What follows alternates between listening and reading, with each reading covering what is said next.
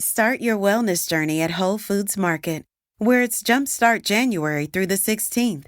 Stock up on supplements with some of the year's biggest savings. Plus, save on air-chilled organic boneless skinless chicken breasts, organic Honeycrisp apples, organic large Hass avocados, and more. And since Whole Foods Market is the only certified organic national grocer, it's easy to make them your wellness destination. Jumpstart your January now at Whole Foods Market.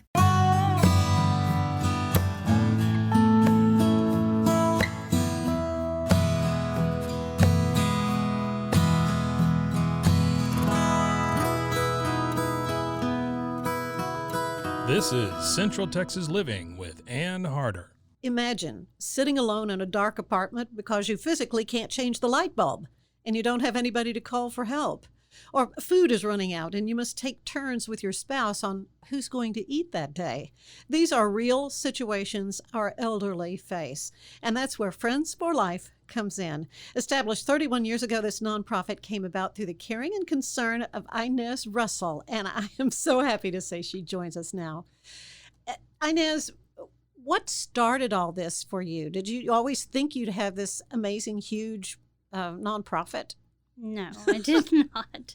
I think growing up with a grandma that took care of everybody and taught me that that's what we were supposed to do, that made me believe everybody had somebody to take care of them.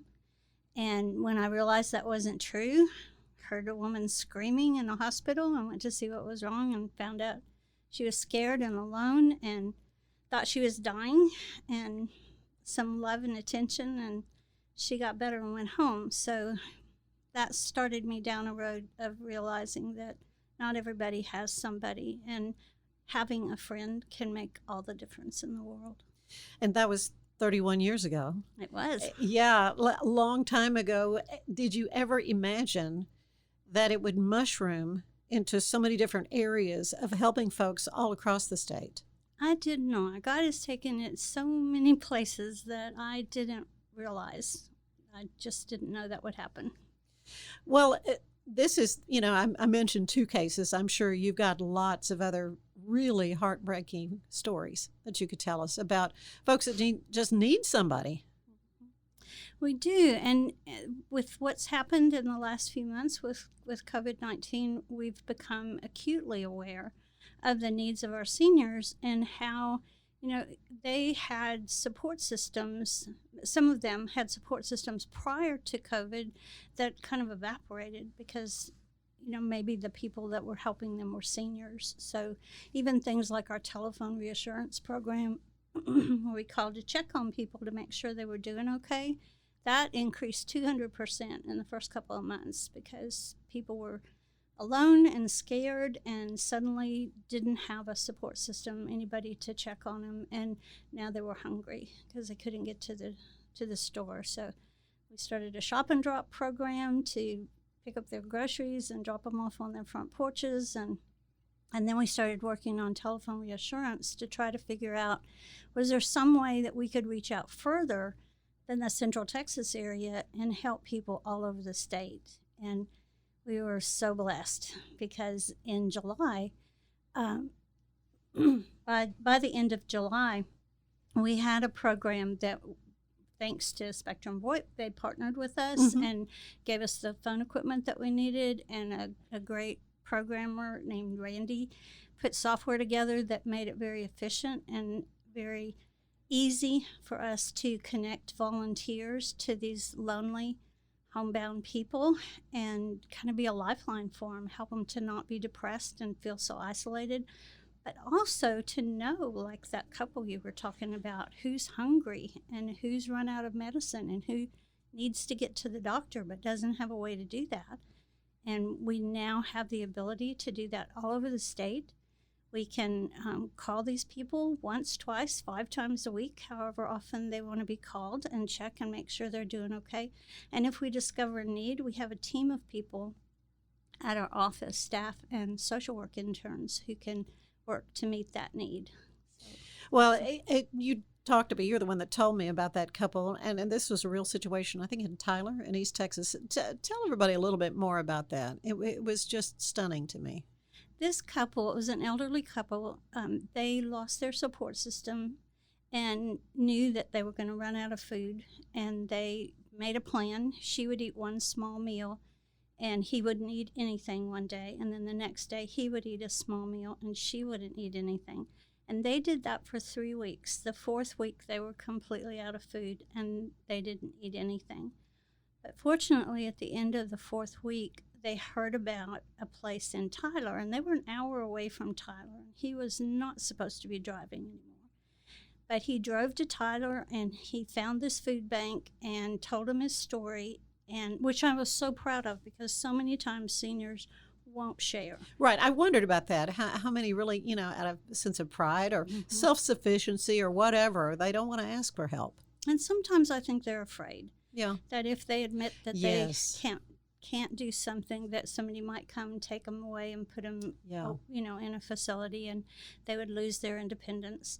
In this case, he did tell the story, and the people at the food bank said, "You do not need to drive here anymore. We will bring food to you." And it just reinforced for us that if we can meet these people, if we can talk to them or on the phone a few times a week, we can know if they're out of food or going to run out of food, and we can arrange for them to have food, medicine, whatever necessities. There are agencies out there. Yeah. Often it's just they just don't know how to access it.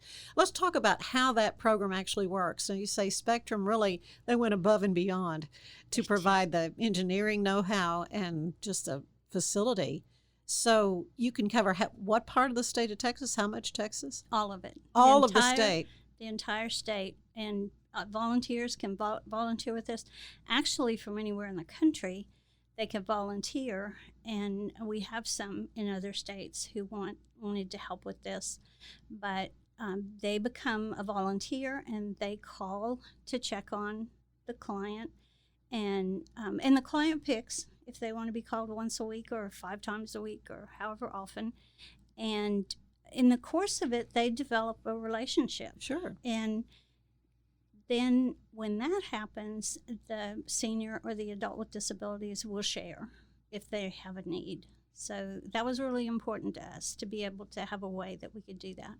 And thanks to this technology, it looks like when the volunteers call, it says Friends for Life, so that people don't have to be concerned. A lot of them have been warned to not answer phones from calls that they don't know who it is. Yeah, spam or whatever. Yeah, they do feel vulnerable to those kind of scams as well. So you began almost immediately, though, back 30 years ago, with a guardianship program, didn't you? Now, how did that all evolve? We got a call from the county judge asking us if we would serve as guardian for a man who had been found unconscious, and I didn't have a clue what that meant, but we had an awesome county judge who taught us how to do that. And once we said yes and became guardian to this particular man, Adult Protective Services found out, and they started referring people to us, and we are now the largest nonprofit guardianship program in the state. And we have clients in 50 counties, at least 50 counties, and almost 500 people that we're serving. And these are individuals who just don't have any living relatives, or maybe relatives that can't help them. And what kinds of things do they need help with? Well, paying bills or?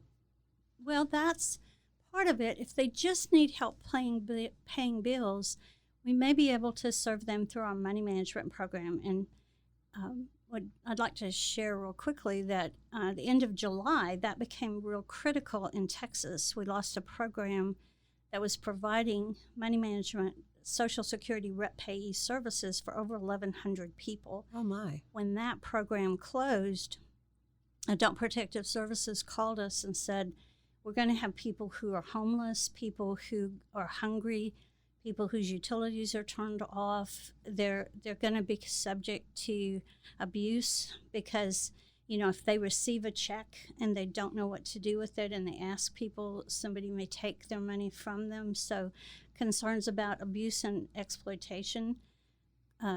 So we've been working with Social Security, and so far we've taken on about 100 of these clients and expect to take on several hundred more.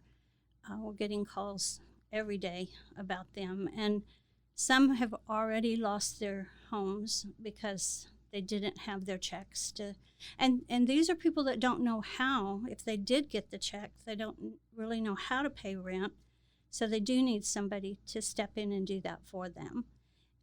And we have, we step forward in faith to do this. It's a big challenge for us. We even put together a little Fund a Friend program that people could come to our website, and we figured out it costs us about $35 a month to take care of these people. So, Really? So anyway, the guardianship part should only kick in if something like money management isn't going to be enough of an alternative for them. And the support services that we offer at Friends for Life, like what I was telling you about before, and the money management services can be an adequate alternative. But if that isn't enough, then somebody might need a guardian who can make a decision for them about a safe place to live and make medical decisions for them. We focus on trying to make sure that these people have the very best lives that they can have. Right. And anyway, that's kind of how we got into guardianship, and our goal in guardianship is restoration, to get to a point where they don't need us anymore. Right. And you can do that if you're focused on the person and trying to just help them grow and develop the skills they need to make decisions on their own. Well, now, you mentioned the cost of doing some of these things. As a nonprofit, you're always raising money, and this has been such a difficult time with COVID, with any kind of nonprofit needing money. But you've recently set up something very innovative, and it's your tool thrift store. Let's talk a little bit about that. Okay, well, we were blessed with an opportunity to open a tool thrift shop. It's on Lake Air Drive, 430 Lake Air Drive.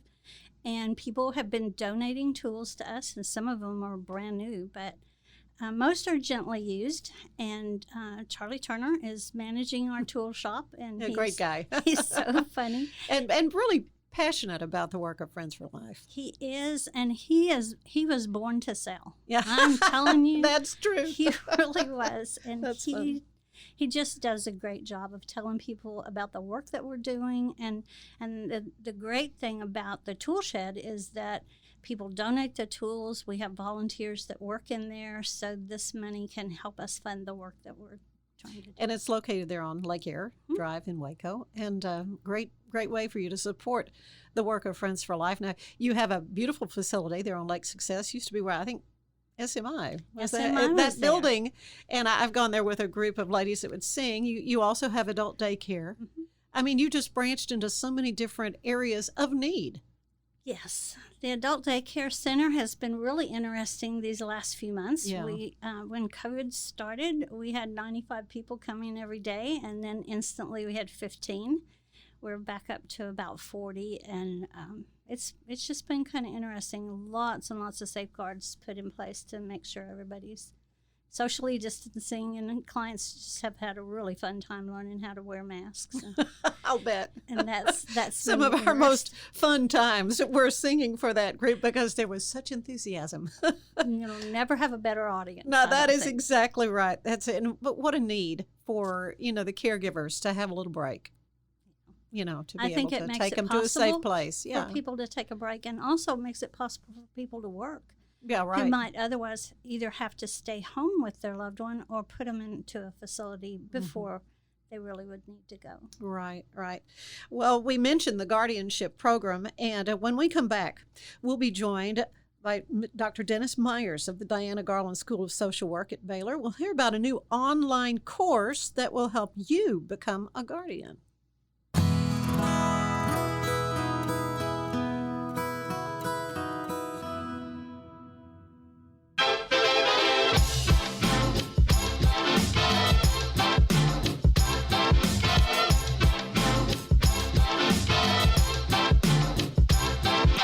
Hello, and thank you for tuning in to KNOW Waco. I am your host, Debbie, here to help you get in the know about Waco. So you may be asking yourself, why am I here? I'm here to be your tour guide through Waco. I'm here to tell you all the goings-on in and around Waco. I'm going to give you the 411 on what's happening, what's going on, and what events you should go to. This is your host, Debbie, signing off. Now that you know, go. Just go, Waco. You are going on a run.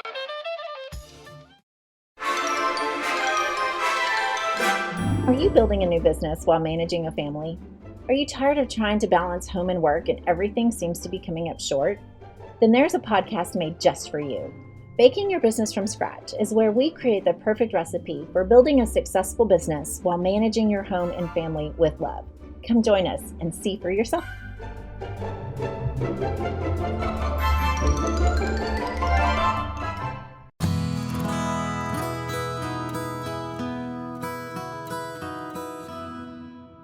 Start your wellness journey at Whole Foods Market, where it's Jumpstart January through the 16th. Stock up on supplements with some of the year's biggest savings. Plus, save on air-chilled organic boneless skinless chicken breasts, organic Honey Crisp apples, organic large Hass avocados, and more. And since Whole Foods Market is the only certified organic national grocer, it's easy to make them your wellness destination. Jumpstart your January now at Whole Foods Market. Dr. Dennis Myers is the Danny and Lenn Prince Endowed Professor for the Residential Care of Older Adults at Baylor University. You have a lot of research interests, Dr. Myers, from volunteerism in later life to adults and poverty. We've been talking about that. Tell me about your work in this area and what kind of got you interested in this field of study and work as an academic. Well, thank you. Thank you for having us today. I think we share an interest in grandmothers. My interest started also with my grandmother, who was my best friend, and that kind of sentiment sort of has driven a career for me as well. Got really interested in gerontology. Baylor had two master's degrees in gerontology, and I came for that purpose, and we decided to kind of fold that into the School of Social Work. So I'm now in the Garland School of Social Work as a professor. I've maintained my interest in older persons on several levels. My research was very interested in at-risk older persons who are alone in our community, who, when you go and see them, the gift they give you is to turn on their light because electricity is at a premium for them. But as in those kind of conversations, growing to learn about their strengths and about their power as individuals was fascinating. So we've been involved in studies of their resiliency. And often people want to search what is going wrong, and certainly that's important to understand that, but to also understand how they make sense of it. And their faith life has been important. We at the Garland School of Social Work are very interested in the integration of faith and practice. So it fits in well as well. So we engage in that way, and also are interested in the impact of social exclusion on older people now in our facilities and how that's impacting them. So I guess we're talking about being a students of resiliency in this time of life, and faith in particular is of particular interest. Of course, they're called the greatest generation. Yes, These octogenarians and on up, they've been through a lot, but COVID has really thrown everybody for a loop, but it's been especially hard, I think, on our older citizens. Yes, absolutely. It's an interesting phenomenon. It's not just loneliness, but our older folks are being socially excluded. There is a rule that says you cannot go out, and that's a little different dynamic than having a choice in the matter. And it has been really difficult. Our facilities are doing a fantastic job managing that, explaining to families what the rules are. I think the governor's going to be perhaps opening up that possibility, which is wonderful. But then you see facilities stepping into that space with really creative ideas, phone calls and use of social media and things. So it is a hard time, but it's also an incredibly creative time for us as well. Yeah, my mother, in fact, is in a nursing home at this point, and it's been because she hasn't lost her sense of humor. She said, "All I need is a number on my chest and bars on the window." You know, they do kind of feel like they're imprisoned. She gets it. She understands about the dangers of COVID-19 and why they're having to take these kind of draconian measures to protect their health. But as you say, there's a possibility it's going to be kind of opened up a little bit to caregivers to be able to go into the facilities, which, hasn't happened in months. Yes, that's right. We've been having visitations through windows. Right. And waves through windows. But still, families need to be together. That's hopefully going to be happening soon. Mm-hmm. Well, let's talk about guardianship because, like my mother has a support system, obviously, but there are so many, apparently, Inez, that just don't have anybody to help them with basic decisions. Mm-hmm. And so the guardianship aspect, there's a lot to understand about that. Yes, absolutely. And it's going to grow because as families become smaller, and fewer children, then the possibility of aloneness grows. And so where will we find people that will step into the lives of what we would think of as strangers and care about them enough so they would begin to walk alongside, respecting their rights on one hand, but also stepping in when things get difficult. That's an amazing thing to think about, that people are willing to do that for the life of another. And so when you get around that kind of interest, you want to support it any way possible. And Inez has stepped into that space in so many ways. Yes, that's right. So there is a new online course that is at Baylor through the School of Social Work to help train someone, whether it's a family member or maybe just a volunteer who wants to have the tools to be able to step into that role as guardian. So let's talk about that, Inez. Okay. Well, being involved in guardianship for the last 30 years, I have seen a big need for guardianship training. There are a couple of annual conferences, but there wasn't anything consistently available for people going into that field, or even for family members who wanted to know more about it. So I started asking the School of Social Work at Baylor if they would please work with me, and they did agree to do that, and they have been so awesome, and you were wonderful. You did the talent for us. Working in guardianship through Friends for Life and then also with the Texas Guardianship Association, I got to meet judges and attorneys and master guardians across the state who had expertise and a lot of years of experience working in guardianship. So when we got to the point where we were ready to develop curriculum, I could call them and have them develop the content for this. So we ended up with some really amazing courses. And fortunately, we had you to do the talent, so people didn't fall asleep listening to statutes. Well, it was. It's legal. There's a lot of legal stuff you have to understand about guardianship. But I was able to do the on-camera part, reading the script. Basically, that is the coursework. But at home, folks would be able to, on their computer, follow along the bullet points, and then I guess would they take a test? Is that that's part of the deal? Yes, it's a 24-hour available, called asynchronous. That means you can go on your computer anytime and take the courses. And it's all created by experts. We chose the best we could in terms of the information itself. So it's top line. But, just listening to someone talk about something, our attention span is really limited. Yes. So we thought we could just get Ann Harder to narrate this, and the fact that that's for you, Ann, that's inside out for you, and that comes across in the presentation. So we couple that kind of commitment and talent from you with some audio, visual, and visual kinds of representations of content to hold interest. And we have 11 of these modules, and we in fact, if a person were to take all 11, you would be happy to award you a certificate from Baylor for completion of the gerontology certificates. But sometimes people don't want to do 11 modules. You can just do one if you're a family. In a specific area of interest. Yeah, that's You know, right. because Yes, there's the financial aspect of Absolutely. guardianship Right. and the physical aspect. There's kind of a range of the legal, as you Mhm. said, the more formal, but also we're very concerned about the practicality. Right. So we're offering specifics on how one might be a more effective guardian. Isn't that exciting to be able to think about you're doing something to come alongside people that want to make a difference in the lives of someone like this?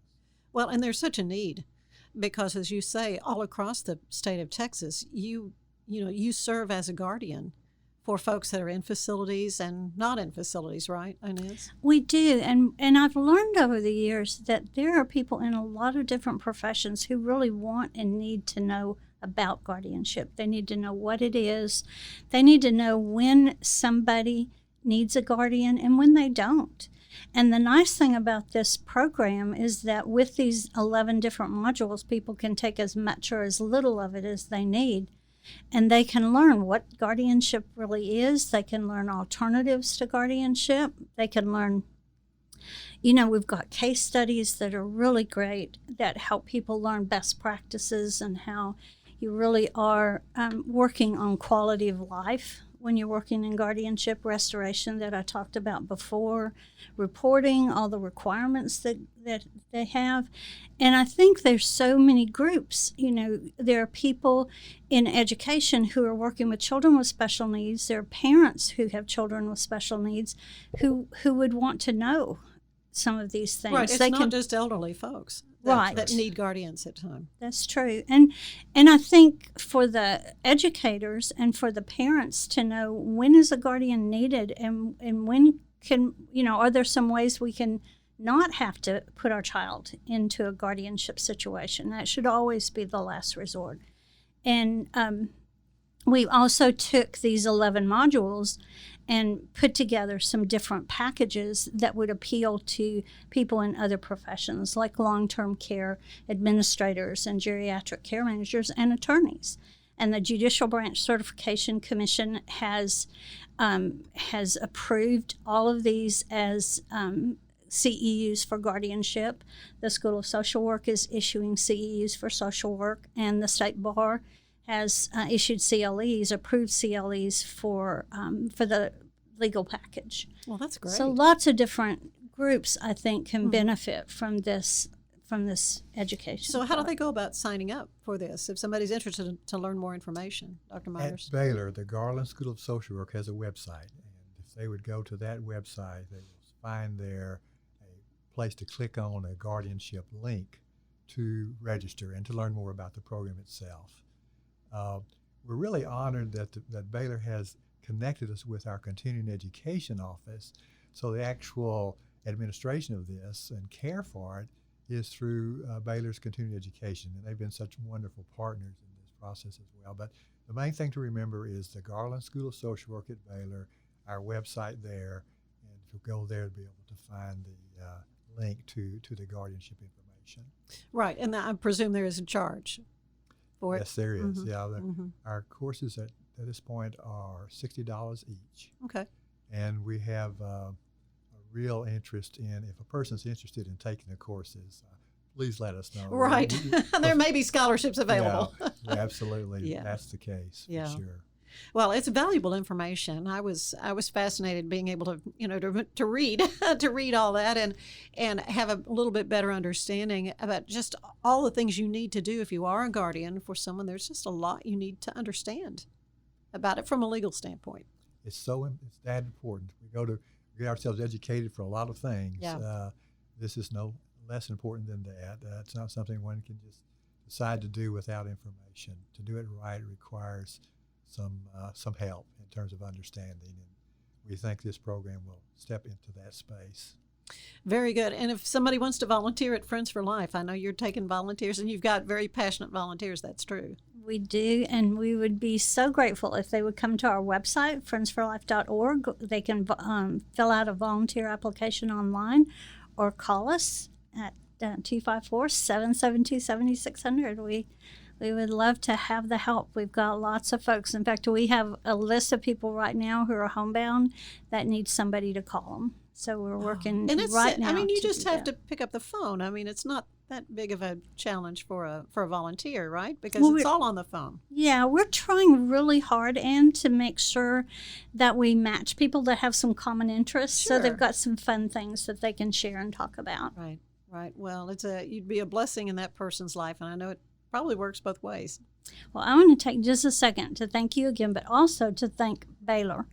Baylor has been so awesome. They have spent so many hours helping put this together and working with us, and what we've come up with, I'm excited about. I think it's going to help a lot of people, not just people who work in it, but I think often in our personal lives, we come in contact with somebody who needs more care, more help, and we can learn how to help them. Yeah, point them in that direction. And again, that's the website again. The Garland School of Social Work at Baylor University. Well, thank you so much, Dr. Myers. Inez, you are a precious friend. I'm just always so awed when I see how God has used you. Just you saw a need and just said yes, and now you have this huge thing called Friends for Life. Yeah, I'm blessed to get to do this. I really am. Well, thank you both. Thank you. Thank you. Central Texas Living is part of the Rogue Media Network family. Be sure to check out their other shows at roguemedianetwork.com. Please rate us 5 stars on iTunes and anywhere else you get your podcasts. Join us again soon for more Central Texas Living, the podcast. This has been Rogue Media Network Podcast.